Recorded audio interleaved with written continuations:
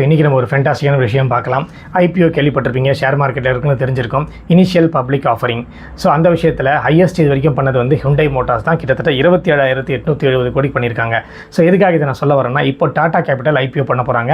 அவங்க வந்து உள்ளே வந்தாங்கன்னா கிட்டத்தட்ட 18,000 கோடிக்கு ஐபிஓ பண்ண போகிறாங்க. அதாவது 4th லார்ஜஸ்ட் கம்பெனின்னு சொல்லலாம். ஸோ இது வரைக்கும் யாரெல்லாம் ஹையஸ்ட் ஐபிஓ எத்தனை வாட்டி டைம் சப்ஸ்கிரைப் பண்ணியிருக்காங்க, how many times highest subscriber அப்படின்றத பார்க்கலாம். ஹுண்டாய் மோட்டார்ஸ் ஃபஸ்ட் பொசிஷனில் 27,870 கோடி, 2.4x டைம்ஸ் அக்டோபர் 24 அனௌன்ஸ் பண்ணாங்க. எல்ஐசி ரெண்டாவது பொசிஷனில் 21,008 கோடி, 3x டைம்ஸ் வந்து சப்ஸ்கிரைப் ஆயிருக்கு. மே 22 அனௌன்ஸ் பண்ணாங்க. 197 கம்யூனிகேஷன் பேடிஎம் உங்களுக்கே தெரியும், தேர்ட் பொசிஷனில் 18,300 crores, 1.9x times November 2021 announce பண்ணாங்க. ஃபோர்த் பொசிஷனில் 18,000 கோடி அனௌன்ஸ் பண்ணியிருந்தாங்கன்னா டாடா கேபிட்டல் தான் ஃபோர்த் பொசிஷன். அதுக்கு அடுத்த பொசிஷனில் Coal India 15,199 crores, 15.3x time subscribe ஆயிடுச்சு. நவம்பர் 2010 அனௌன்ஸ் பண்ணாங்க.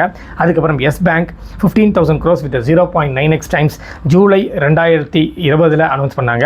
அதுக்கப்புறம் Reliance Power 11,563 crores with 73x time subscribed February 2008 announce பண்ணாங்க.